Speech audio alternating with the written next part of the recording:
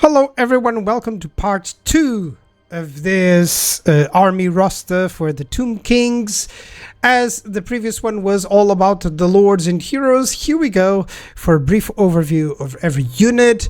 In essence, I'll just show you the units, their main role and capabilities, and I'll show, of course, the stats before and after upgrades, mainly research, redline skills, and XP. Note that redline skills will be, of course, in red, research in blue, and XP, of course, in gold. Okay, so if you have any questions, by all means, comment below. I'll always glad to help. If you want those stats, I have them available on my Google Drive. You can check the video for the spreadsheets in, I think I can link it below. Okay, so let's get started. First, we do have some specifics for the Tomb Kings. First, they have the Realm of Souls. What is this? As they die on the battlefield, the spirits enter the Realm of Souls. As it fills, it actually regenerates your troops. So as long as the leadership is higher than broken, every single one of your troops that has this Realm of Souls ability will heal per second. So that's really good. All your army will actually heal up. So it's excellent. The second one is the fact that most of your other troops will be constructs. They are kind of like undead. Basically, they cannot be routed, take damage when the leadership is broken. They do not have fear or terror, which is always good. And basically, it makes them so that they can be affected by abilities that affect constructs. This is just a way for the necrotects to have specific abilities that affect the construct units without, just being basic healing abilities. So overall, very good. Just remember to check whether or not a unit is a construct before, trying to heal them up. Let's start with the infantry, and we start with the very basic ones, the skeleton warriors. Now, we're talking about extremely meat shield units. Overall, the basic idea of these guys is just to be around and be annoying. They'll get some kills, yes, they have some weapon strength, but with that very poor melee attack and melee defense, don't expect them to kill anything other than, other chaff infantry. They're good at destroying chaff infantry, I'll tell you, because they'll survive them. But otherwise, unless you're buffing them with redline skills, and even then, it's not worth it. Their main purpose always will be to be a meat shield. And they're actually good at it, especially against missile heavy forces, because they have a silver shield. And that's always very good. Always count on silver shield units to be annoying to enemies like the dwarves, who rely on their missiles to do damage. Then we have skeleton spearmen. Now these guys are a little bit better because they do have slightly better melee defense, abysmal melee attack, but they do have a nice weapon strength with a nice bonus versus large. So in that bonus versus large 14, this means they can deal with some units, light cavalry for instance, even a lord or a caster hero that approaches them will just be in surrounded by these guys and will be in some trouble. So overall, they're very good as a solid front line for your early game to ensure that the enemy doesn't get to your vulnerable targets. And of course, they'll cover any units with their shields, and they'll be a nice meat shield, and you can prepare a better offense in whatever the enemy is weakest. So overall, these guys are always cheap. They're always available to recruit. So yeah, you can definitely have even an army following you around with just some skeleton spearmen to get in the way. It's similar to how one would use clan rats or skaven slaves, But these are actually quite good, especially because of the silver shield. Now, you have a regiment of renown, actually, for the skeleton spearmen. And this one is rather interesting. Better armor, it's kind of like a tier 2 unit, really. I agree with that. Better melee attack and melee defense values. Of course, the weapon strength with the bonus is large. This is good. But that poison attack makes them super good. Now, imagine the enemy brings in a lord to try and attack your lord, and suddenly they're poisoned because you have this unit as a bodyguard for your lord, and that's perfect. A poisoned lord is always going to be struggling a little bit, and suddenly you're going to get your heavy hitters on that lord, and hurrah, you have a way to deal with the enemy army with by killing their lord or by taking out a very strong enemy. And don't neglect these guys. You know, they're anti-large, of course, unless we're talking about defeating very armored targets. They'll do just fine, you know. Moving on to Nehekaran warriors, these are anti-infantry and damage dealer. These are chef killers. That's the main purpose of them. They don't have a lot of armor piercing, but they do have a small bonus versus infantry, and that's what you should be doing. These guys are what you send to defeat the skeleton warriors. That's about it. Good melee attack, but poor melee defense values.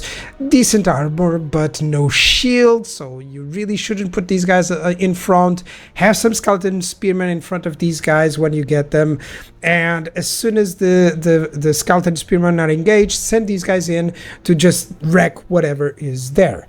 In the end game, you'll have them outclassed by Tomb Gods for sure, but they still have decent stats.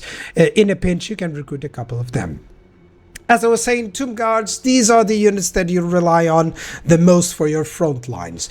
A decent armor with a silver shield, good leadership for an undead unit, that's very good as well. Good melee attack and melee defense values, nice weapon strength, so what can you say?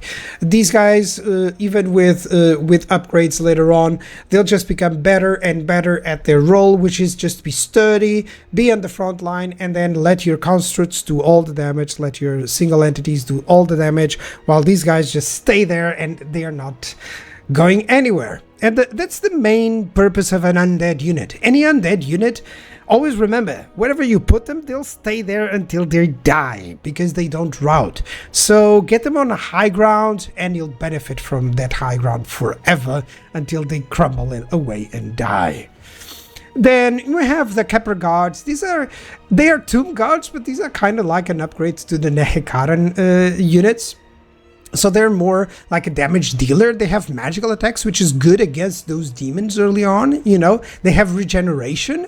The weapon strength does have some bonus versus infantry, so this is a good unit to actually move in after the battle is engaged and destroy whatever is engaging them, you know.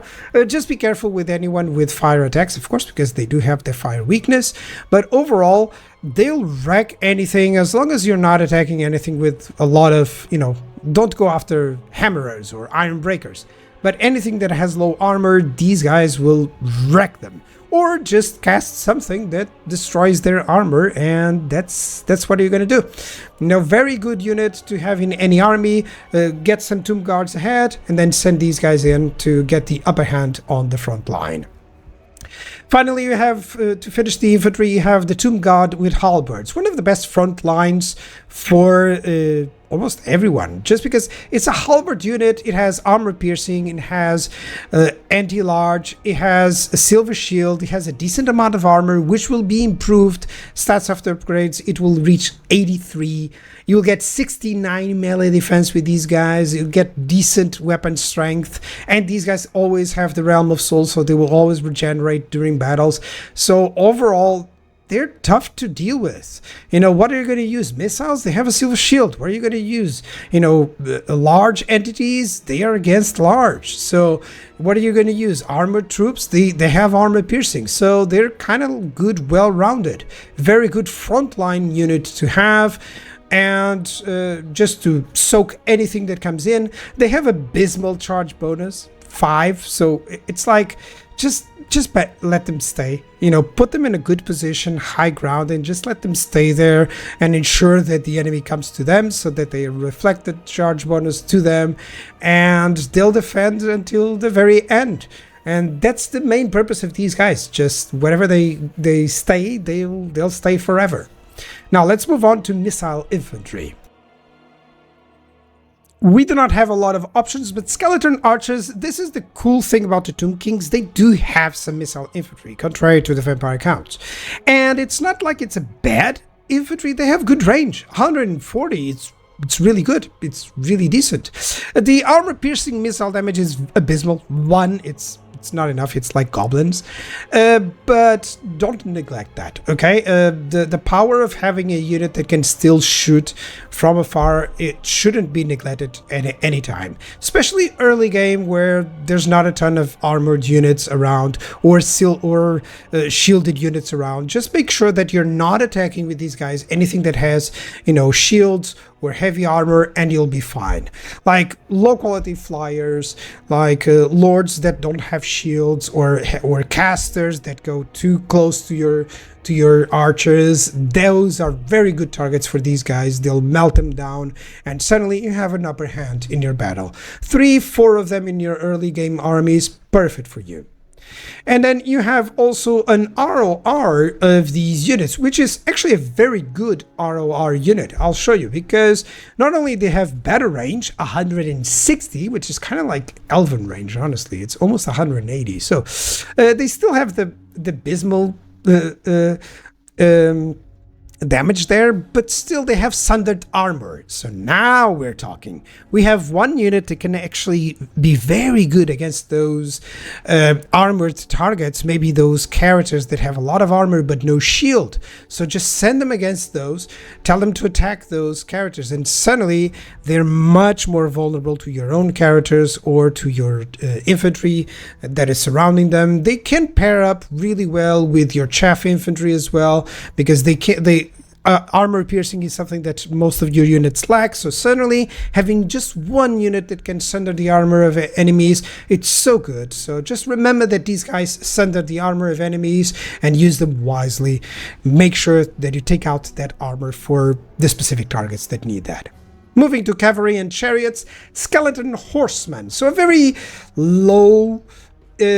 light cavalry of sorts. They are fast, actually, considering that they are undead. Typically undead units don't get to be that fast, They have vanguard, and with a bronze shield and with a nice charge bonus, that tells you everything. These guys are like hounds, but better. You're supposed to use these guys to harass the enemy backline, hit their enemy artillery, hit the enemy missiles, not to take them out, but to force them to not shoot you while you approach them, and then you pick better targets. These are not exactly the units that you're going to use into Hammer and Anvil. Perhaps later on, if you manage to keep a couple of them, it will be good, but overall, they're very good at harassing the enemy, making sure that the enemy archers are not firing while you approach your forces, and then suddenly when everyone is engaged, you got them where you wanted. Okay, they do get good research and redline skills to accompany them, making them more like a medium cavalry, like the epitome of a medium cavalry. But never forget that they do have that vanguard, which is perfect for such a unit. If you want the true medium cavalry, that's Nehekara horsemen. These are the definition of medium cavalry. They're not heavy, they're not light. These are what you're going to send against medium units. Good weapon strength, I would say. Not a lot of armor piercing, decent charge bonus, but these are a melee cav. The purpose is to send them in and to let them attack and deal with whatever is there. They have good melee defense and decent armor, so as long as you can maybe reduce the enemy with some poison, reduce the enemy with some spells, they will do a good job there. And remember, you're using units that are cheaper than the enemy, and they are always in a losing situation. So Nehegaren Horsemen, they can definitely be a very good tier 2 unit in your tier 2 armies. When you're getting to those constructs, don't neglect getting a nice fast cavalry for your forces. Then instead, if you want to go to the chariot route, that's also a very good choice. The chariots, they have 12 models, which is great. They have good armor, abysmal melee attack and melee defense, which will be enhanced with redline skills and research, which is always nice. Not that good of weapon strength. This is a problem because you do have 12 models, so they don't have a lot of weapon strength. So this just means you have to engage with the charge bonus. Just make sure that you issue that attack order and that you see the attack animation go through, and then that you take them away once the melee starts, because they won't take too long there. But overall, a very good unit to have, especially with a guy like Cetra or anyone that buffs chariots. especially against infantry, of course. If you're fighting anything that is against large, like even skeleton spearmen, move away, go for other targets. Necropolis Knights, the first of the big units, and I'm classing them as cavalry because that's what the game does. These are monstrous cavalry. So armored with the bronze shield, this is perfect. Good speed, kind of low leadership for such a unit. Melee attack and melee defense, they're nice. These are like melee cavalry stats, you know, above 40, that's what I would say.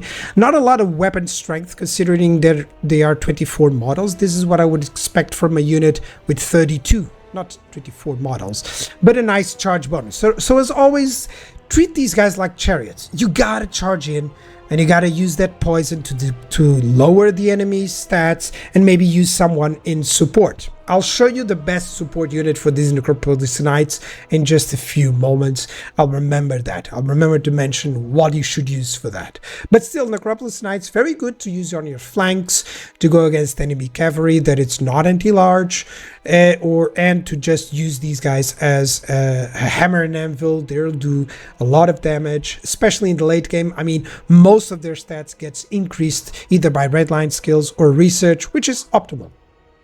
Now, if you want a much better anti-large unit, look no further to Necropolis Knights with halberds. Note they lose the shield, so be careful with those heavy missile units or armies like the Empire or like the dwarfs. These are dangerous to use them. Like, I wouldn't even use them against the dwarfs because they lack anything that is large, you know.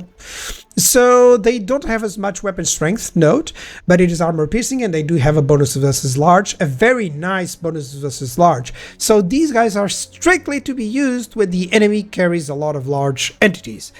Say ogres, for instance. Perfect target for these guys. Just mass these guys. They have poison. They'll do a lot of damage to them. Make sure that you're charging them in, and make sure that you're supporting them as well, because most of the undead armies, they always require some level of support. Usually that comes from healing, from spells, or just from having another unit complement them.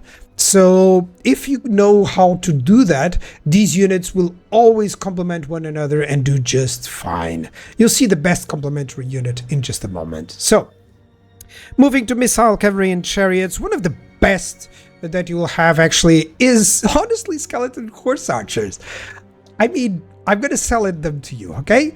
Very decent speed. They have vanguard deployment in firewall smoothing, which is always nice, okay? You always want like a horse. This is a dog unit that shoots. And it has 140 range, the same as your archers, with better missile strength and almost the same ammunition. The only thing that these guys don't have is the same number of men. So instead of skeleton archers, skeleton horse archers have the mobility, the vanguard deployment, so you can hit the targets that you actually want without having to wait for them to reach you, like you do with the skeleton units, you know, with the skeleton archers, and you can actually run away if you need. So unless the enemy has very fast units, like dogs or anything like that, I would recommend using some skeleton horse archers instead of the typical archers, okay?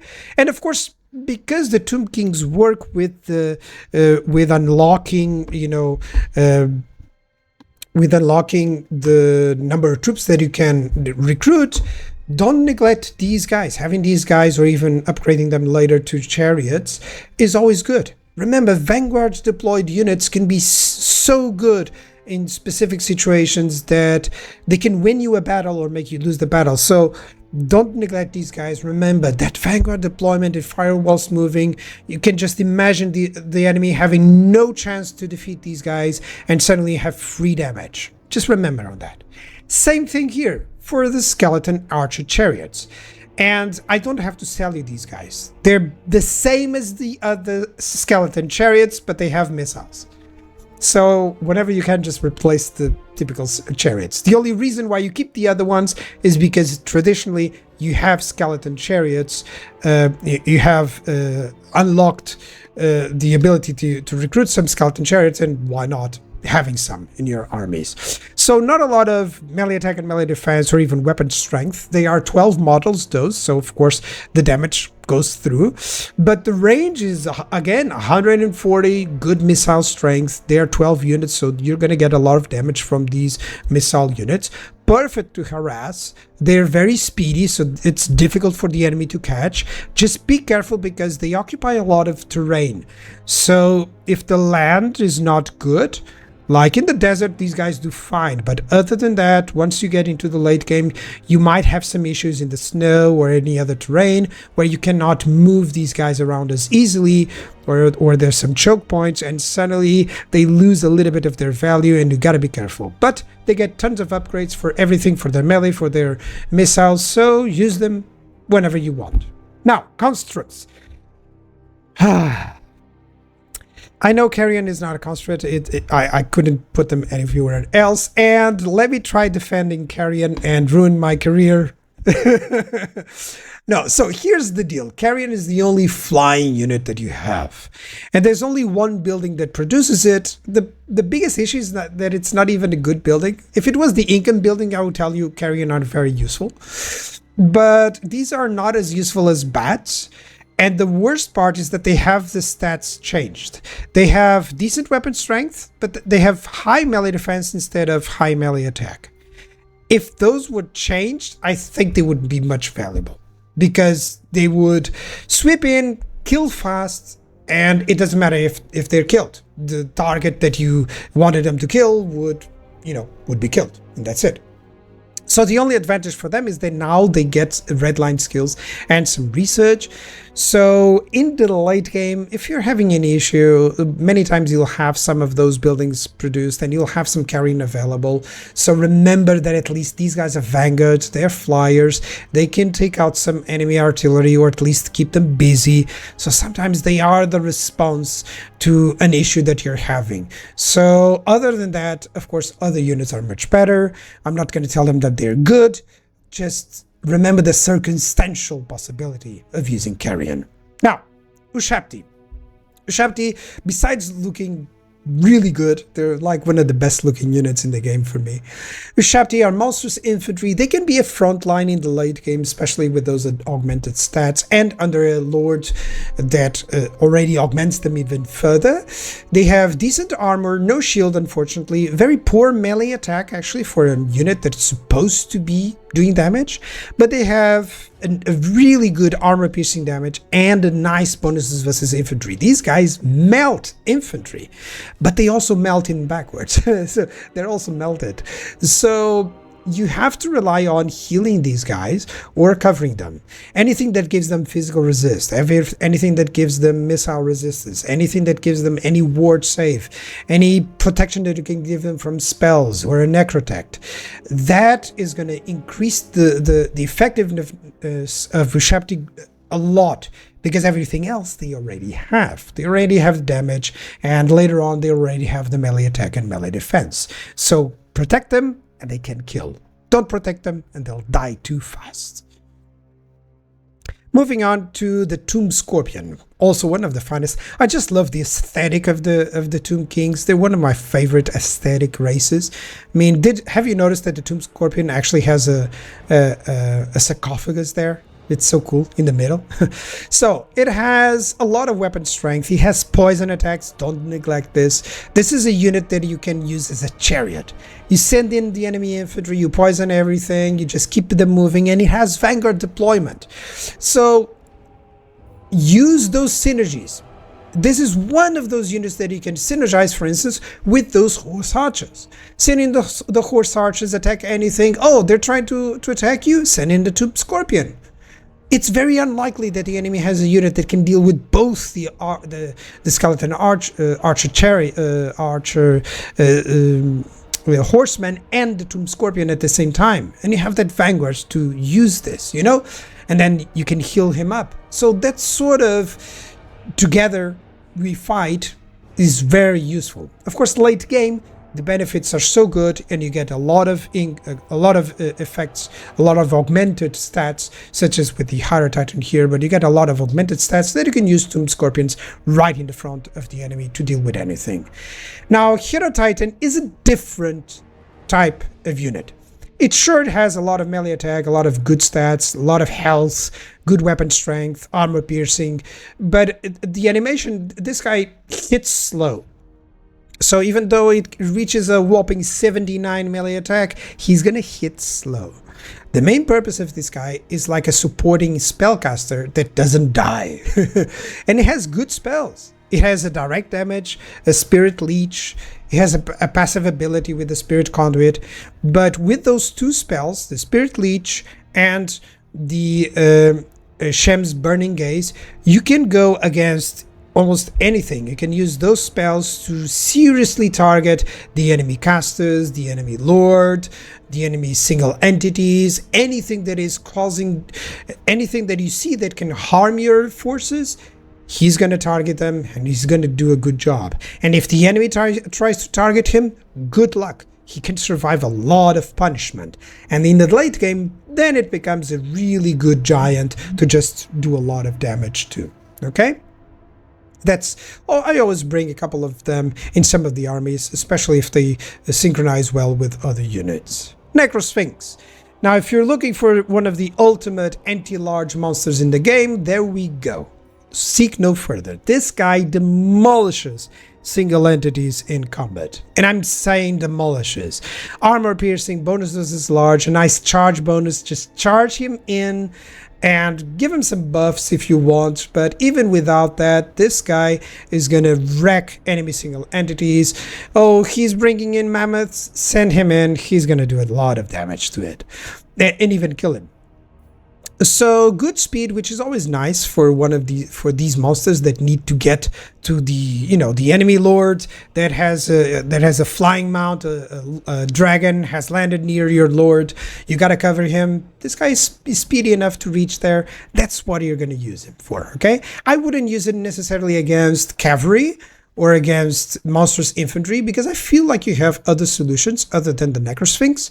This is more a single entity killer. That's what I would concentrate on using it for. If you want the ultimate, you also have the Sphinx of Essex, which is basically the ROR entity, and it has fire resistant. Typically, all of these constructs, they are vulnerable to fire. This one isn't, and it has fire attacks, so it's perfect against those regenerating monsters. So you're fighting vampires, good luck for them to fight against this guy. And of course, increased stats overall, better melee defense and melee attack. This is one of the best single entity killers in the game for sure. Whenever you have this guy in an army, you know what the target is. It's the enemy lord or the enemy single entities. Just go and kill them with him. If this guy needs assistance killing any enemy lord or single entity, well, I don't know, what is it, Scarbrand?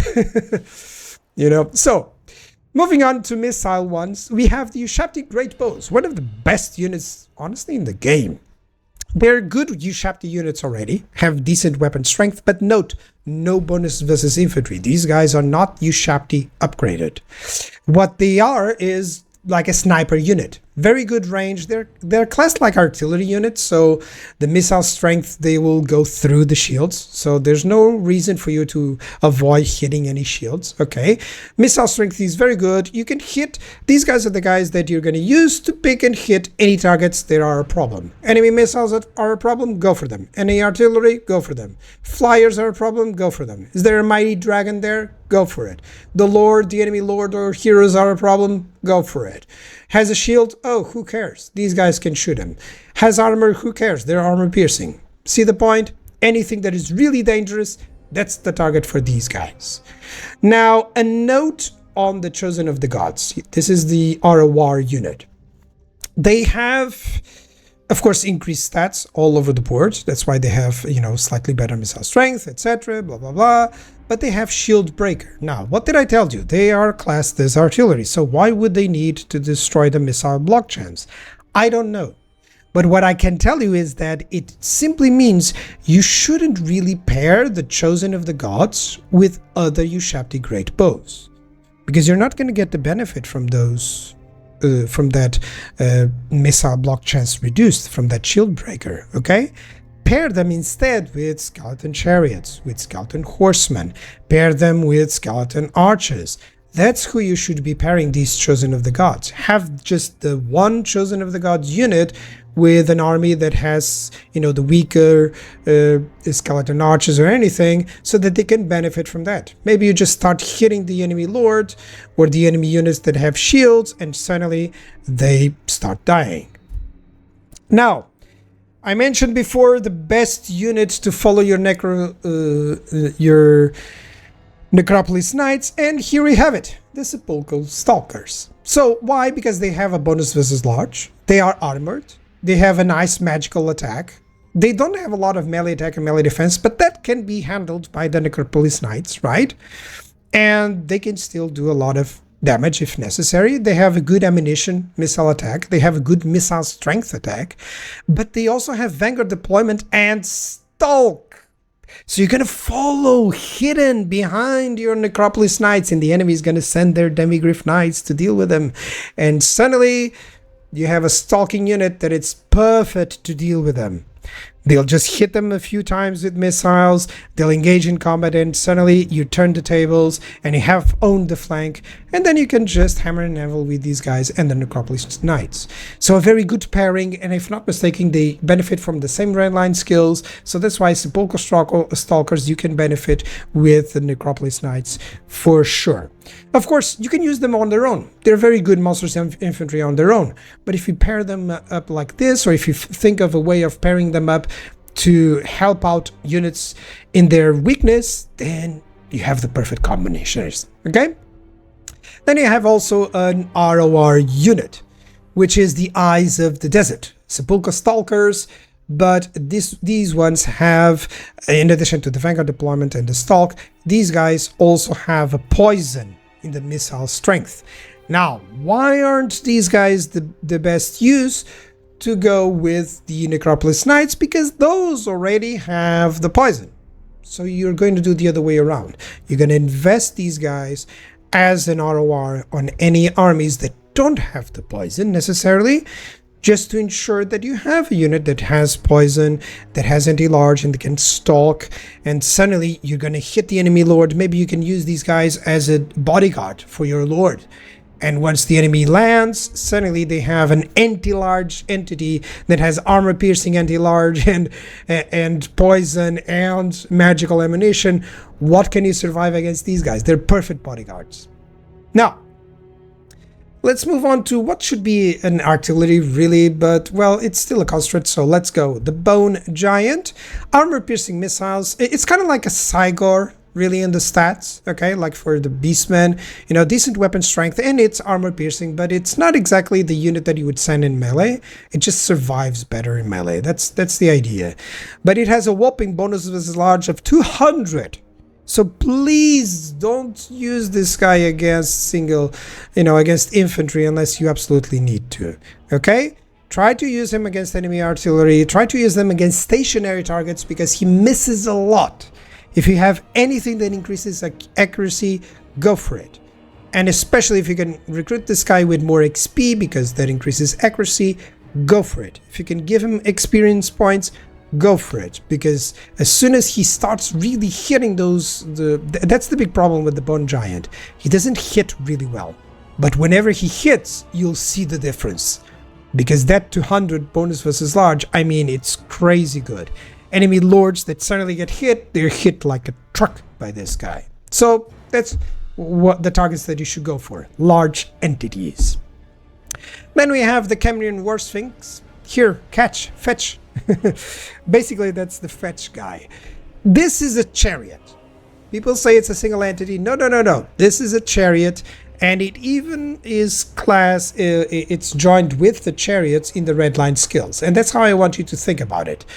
It is, of course, a single entity, okay? It has a nice weapon strength, has a lot of ammunition with a good missile strength, because those archers are actually quite good.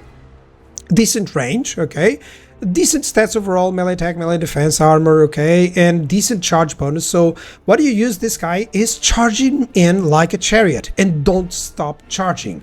You charge in, and then you charge into another target, charge into another target, you cause terror, you wreck the infantry lines, and then you crash with your own lines, and then you go back and you heal up a little bit, and then you go into the enemy lines again. And if there's any single entities or anti-large targeting them, you just let your range do the damage and flee a little bit. He's fast, he can flee from them. So overall, use him kind of like a chariot, unless you know that, of course, you can take the battle on your own, okay? But if you think about this guy as a really big chariot, you'll never be wrong. Artillery units. You have some of the best, actually, some very cool ones. Screaming Skull catapults, they have magical ammunition, which is always nice against demons. There's a lot of them nowadays. And decent range, 380, could be 400. I would like if there was some increase there in the late game. As you can see in the stats there isn't. Only for ammunition and missile strength, which isn't bad.